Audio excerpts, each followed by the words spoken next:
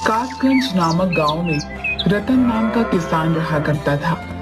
रतन बहुत ही ईमानदार था और उसकी पत्नी सुनीता एक काले रंग की थी।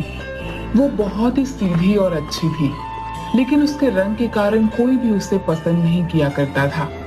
एक दिन सुबह सुबह सुनीता की पड़ोसन बबली उनके घर आती है, जो बहुत ही सुंदर थी, लेकिन उतनी ही घमंडी। अरे ओ सुनीता बहन, कहाँ हो? जरा बाहर तो आओ। अरे आज तालाब पर नहीं जाओगी क्या? चलो चलो जल्दी चलो। तभी सुनीता अपने हाथ में एक मिट्टी की मटकी लेकर आती है। अरे हाँ, आखिर क्यों नहीं जाऊंगी, चलो चलते हैं। वैसे भी अब इतनी गरीबी में थोड़ी मेरे लिए कोई और पानी लेकर आएगा। अपना तो भाग्य ही ऐसा है। ऊपर से मैं ठहरी कुरूप। चलो जल्दी, वरना नदी किनारे सभी औरत मुझे देखकर बातें बनाएंगी। हाँ, ये तो तुमने ठीक कहा सुनीता बहन, तुम हो तो कुरूप ही। तुम जैसी बदसूरत तो पूरे गांव में कोई नहीं है। हाँ, लेकिन खैर अब जाने तो क्या ही किया जा सकता है। चलो जल्दी, वैसे भी शाम होने को आई है ना। यहाँ जंगल में नदी किनारे जंगली जानवर आया जाया करते हैं। अरे हाँ, जानती हूँ। तुम क्यों डरती हो? हम रात होने से पहले ही आ जाएंगे। तुम ही ना बहुत ही डरपोक हो बबली बहन। जिसके बाद दोनों अपने हाथ में मटका लेकर नदी किनारे गांव की ओर चल देती हैं। नदी किनारे पहुंचते ही अपने अपने मटके में पानी भरकर वहां से चल देती हैं। तभी वहां पर एक बहुत ही सुंदर सफेद कपड़ों में एक बाबा आता है, जिसके हाथ में एक झोला भी होता है। अरे बिटिया, बहुत प्यास लगी है, क्या मुझे थोड़ा सा पानी मिलेगा क्या? अरे अरे, कौन हो तुम और दूर हटो मुझसे। क्या जानते नहीं कितनी दूर से उस नदी से पानी लेकर आई हूँ, और चाहते हो मैं अपना पानी तुम्हें पिला दूं? जाओ जाओ यहाँ से कहीं और जाओ। अरे बेटी, पानी पिलाना तो पुण्य होता है। बहुत प्यासा हूँ बेटी, दया करो। अरे बाबा, आप दुखी क्यों होते हैं? आप मेरी मटकी से पानी पी लीजिए। पीजिए। हाँ, तुम ही पिलाओ अपनी मटकी से इस बूढ़े को पानी। हर समय अच्छी बनती हो। नहीं बबली बहन, बाबा को प्यास लगी है, बस इसलिए, वरना पाप लगेगा। हाँ, लीजिए बाबा, आप पानी पीजिए। अच्छा ठीक है बिटिया, तुम ही पिला दो, ऊपर वाला तुम पर कृपा करेगा। बहुत बहुत धन्यवाद बेटिया, तुम एक नेक दिल इंसान हो, ऊपर वाला तुम्हारा भला करेगा। अच्छा, अब मैं चलता हूँ। हाँ। सब माया है। ये कुरूप सुनीता बहुत ही चालाक है, हर किसी से अपनी प्रसन्नता करवाना चाहती है बस। हाँ, बढ़िया ही कल्लो कहीं की। जिसके बाद सुनीता और बबली भी थोड़ी ही दूर पर आगे चलती हैं। उन्हें एक चमकता हुआ घड़ा दिखाई देता है। बबली उस घड़े को देखकर हैरान हो जाती है। अरे वाह वाह, वो देखो सुनीता, कितना चमकदार घड़ा है। वाह, चलो चलकर देखें तो सही आखिर क्या है इस घड़े में। नहीं बबली बहन, रात होने वाली है, अब हमें घर चलना चाहिए। चलो यहाँ से, हमें लालच नहीं करना चाहिए। हाँ। अरे एक बार देखने तो दो, आखिर क्या है उस घड़े में। तुम तो इतनी बदसूरत हो, उतनी ही मंदबुद्धि भी। चलो मुझे देखने दो। बबली की ऐसी बातें सुनकर सुनीता चुप रह जाती है। जिसके बाद बबली उस चमकते हुए घड़े के पास जाती है और देखती है उसमें खूब सारा सोना चांदी होता है। अरे वाह वाह, देखो तो सही कितना सारा धन है। अरे वाह, इतना सारा धन तो मैंने कभी नहीं देखा। हाँ, कभी भी नहीं। अरे लेकिन इस जंगल में ये धन से भरा घड़ा आया कहाँ से? मुझे कुछ सही नहीं लग रहा। चलो ना यहाँ से बबली बहन, रात होने वाली है। अभी यहाँ से जाना ठीक होगा। अगर ये धन भरा घड़ा लेकर गई तो ये सुनीता सबको बता देगी। नहीं, मैं ऐसा नहीं होने दूंगी। अब तो ये धन से भरा घड़ा मेरा ही होगा। हाँ, मेरा ही होगा। हाँ, ठीक है, तुम कहती हो तो चलो यहाँ से। वैसे भी रात होने वाली है, चलो चलते हैं यहाँ से। जिसके बाद बबली और सुनीता अपने अपने घर चली जाती हैं। तभी रात को बबली अपनी झोपड़ी में लेटे हुए उसी धन से भरे घड़े के बारे में सोचती है। अरे वाह, कितना सारा धन था उस घड़े में, लेकिन उस सुनीता की वजह से मैं उस घड़े को नहीं ला पाई। अगर ले आती तो कितना अच्छा होता। मेरी ये गरीबी के सारे दिन हट जाते, हाँ मैं धनवान हो जाती। लेकिन अब बस मैं कल सुबह ही उस घड़े को ले आऊंगी। हाँ। जिसके बाद थोड़ी देर बाद सुबह हो जाती है और बबली जंगल में उसी जगह पर जाती है। बबली यह देखकर हैरान हो जाती है कि वहां पर धन से भरा हुआ घड़ा है ही नहीं। अरे अरे, ये क्या? कल तो वो धन से भरा घड़ा यही था, अब कहाँ चला गया? कहीं वो कुरूप सुनीता तो घड़ा नहीं ले गई? ओए ओए, चलकर देखना ही पड़ेगा। हाँ।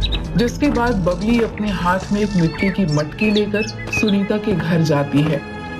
ओ सुनीता बहन, आज चलना नहीं है क्या नदी किनारे पानी लेने? मेरे घर में तो एक बूंद पानी भी नहीं है, चलो ना चलते हैं। जिसके बाद बबली की नजर सुनीता के पूरे घर में दौड़ती है, लेकिन उसे कुछ भी नजर नहीं आता।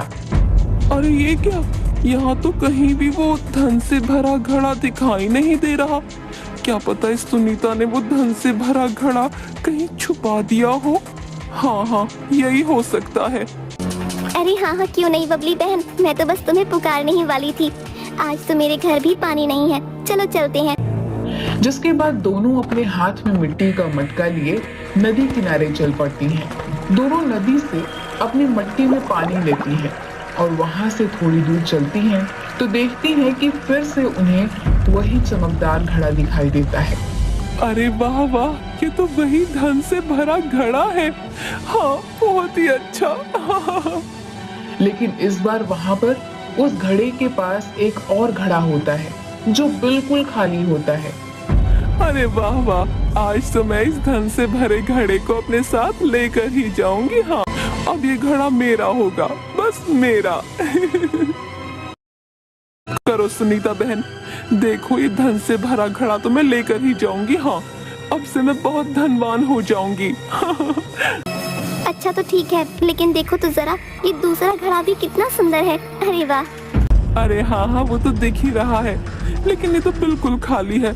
आखिर इसमें भला करूंगी क्या मैं? ये तो मुझे बड़ा सुंदर लग रहा है, इसे मैं रख लेती हूँ। क्या बावली हो गई है सुनीता? आखिर ये घड़ा तो एकदम खाली है, इस खाली घड़े का क्या करेगी भला? तुम्हें इतना समझदार और चालाक नहीं है ना। देखी, धन से भरा घड़ा पाकर मैं तो सबसे धनी हो गई। हाँ, सबसे धनी। अरे बबली बहन, मैं आखिर इस धन का क्या करूंगी? न जाने किसका धन है, कौन यहाँ छोड़ के चला गया। नहीं नहीं, मुझे क्या, मुझे तो खाली घड़ा ही चाहिए। हाँ, यही मेरे लिए बहुत होगा। तभी वहाँ पर वही सफेद कपड़े वाला बूढ़ा आता है और जोर जोर से हंसने लगता है। सब माया है, हाँ सब माया है। अब माया अपना असली रूप दिखाएगी। हाँ, लालच बुरी बला है। अरे वाह, आज तो मैं सबसे धनवान हो गई।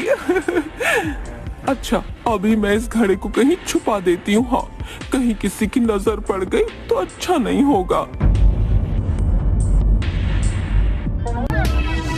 अरे वाह, कितना सुंदर घड़ा है, मन करता है इसे देखती ही रहूं।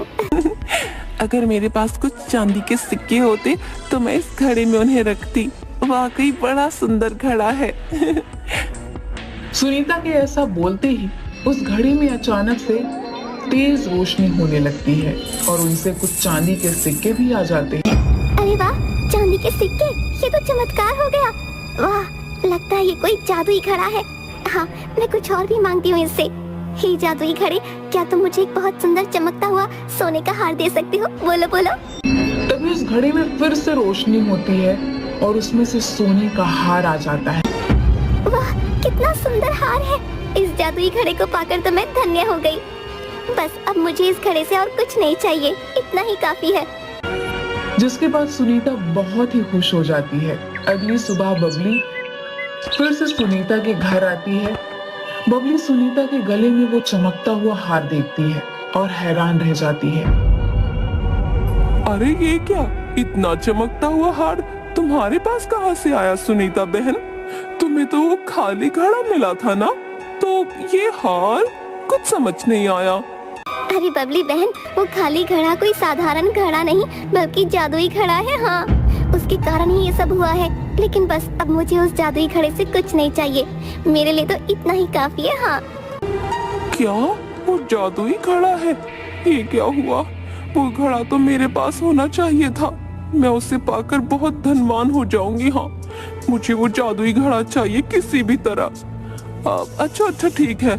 अरे सुनीता बहन, आज जरा मेरी तबीयत थोड़ी ठीक नहीं है, इसलिए आज तुम्हारे साथ पानी लेने नदी किनारे नहीं जा पाऊंगी। हाँ, तुम ही जाओ। अच्छा ठीक है बबली बहन, तुम आराम करो, मैं चलती हूँ। जिसके बाद सुनीता वहां से चली जाती है। आधी रात को चुपके से बबली सुनीता के घर पर आती है, जहां सुनीता आराम से खर्राटे लेकर सो रही होती है। तभी बबली सुनीता की झोपड़ी से जादुई घड़ा चुराकर लेकर चली जाती है। अरे वाह वाह, अब तो मेरे पास और भी अधिक धन होगा। इस जादुई घड़े से और धन मांगती हूँ। हाँ, अरे ओ जादुई घड़े, मुझे खूब सारे गहने चाहिए। हाँ, खूब सारे दे दो मुझे गहने। जिसके बाद उस जादुई घड़े से खूब ढेर सारे सोने चांदी के गहने आ जाते हैं। अरे वाह वाह, कितने सारे गहने। बबली सारे गहनों को पहनकर शीशे के सामने खड़ी हो जाती है। अरे ये क्या? मैं तो इस गहने में बहुत खूबसूरत लग रही हूँ। नहीं, मुझे इस पूरे गांव में सबसे सुंदर और धनवान होना है। हाँ, अरे क्यों ना मैं इस जादुई घड़े से अपना रूप और अधिक संवारने को कहूँ। ये तो जादुई घड़ा है, ये सही रहेगा। अरे वो जादुई घड़े, मुझे बहुत सुंदर बना दो। हाँ, इतना सुंदर कि पूरे गांव में मुझसे सुंदर और कोई ना हो, कभी ना हो। कर दो मेरा रूप बहुत सुंदर।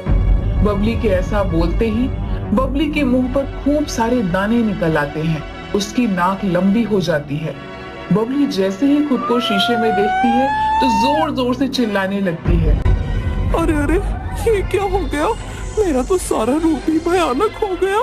हाय, अब तो कोई मुझे देखना भी पसंद नहीं करेगा। हाय, अब मैं इन सारे गहनों का आखिर करूंगी क्या?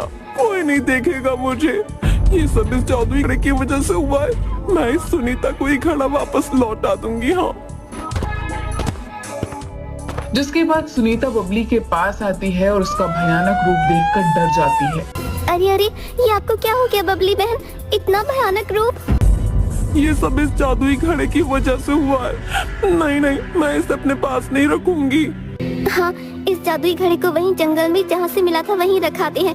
ये सही नहीं है। देखिए ना, इसने आपका क्या हाल कर दिया। इसके बाद दोनों उसी जंगल में नदी किनारे जाते हैं और तभी वह उसी सफेद कपड़े में बाबा को देखती है। अरे आ गई तुम दोनों। आओ, मुझे पता था तुम यहाँ जरूर आओगी। सब माया है। खाली था बाबा, ये वही खाली घड़ा है जिसे मैंने लिया था। ये एक जादुई घड़ा है, इसने बबली बहन का क्या हाल कर दिया। मैं जानता हूँ बिटिया, सब जानता हूँ। इस बबली बिटिया का यह रूप जादुई घड़े ने किया, लेकिन क्यों किया ये भी जानता हूँ। ये मेरी ही माया थी बेटी। ऐसा सुनकर बबली और सुनीता दोनों हैरान हो जाते हैं। आपकी माया? आखिर कैसे? मेरा ये भयानक रूप आपकी माया की वजह से हुआ, आखिर क्यों? मैं इस जंगल में रहता हूँ। मैं कोई सामान्य मनुष्य नहीं हूँ, बल्कि एक तपस्वी हूँ जो भेष बदलकर इस जंगल में तपस्या किया करता हूँ। उस दिन जब मैंने तुमसे थोड़ा सा पानी मांगा तो तुमने अपने अहंकार के कारण मुझे पानी नहीं पिलाया, उल्टा मेरा अपमान किया। तुम एक लालची और घमंडी स्त्री हो, ये तो मैं पहले ही समझ गया था। इसलिए ही मैंने ही वो माया रची। ये दोनों मायावी घड़े मेरे ही बनाए हुए हैं। एक मायावी घड़े के धन से तुम्हारी लालच की भूख शांत नहीं हुई तो तुमने इस नेक दिल सुनीता बेटी का घड़ा भी चुरा लिया, जिससे तुम्हें जरूरत से ज्यादा प्राप्त करना चाहा। पूरे गांव में सबसे सुंदर बनने की ने ही तुम्हारा ये हश्र किया। बबली जोर जोर से रोने लगती है। मुझे माफ कर दीजिए बाबा, मुझसे बहुत बड़ी गलती हो गई। मुझे अत्यधिक लालच नहीं करना चाहिए था, लेकिन अब ये मेरा भयानक रूप, अब मैं इसका क्या करूं? ये भयानक रूप तुम्हारी ही लालच का फल है। इससे अब तुम्हें कभी मुक्ति नहीं मिलेगी। हाँ, और सुनीता बिटिया, तुम एक नेक दिल इंसान हो। क्या हुआ जो दुनिया वालों के बनाए गए सुंदरता के पैमानों में तुम्हें सुंदर नहीं समझा जाता। जिसके बाद वो बूढ़ा वहां से चला जाता है और बबली जोर जोर से रोती रहती है। हाय, ये मैंने क्या कर दिया? मुझे लालच नहीं करना चाहिए था। अधिक रूपवती होने के लालच ने मुझे ले डूबा। हाय, ये क्या कर दिया मैंने?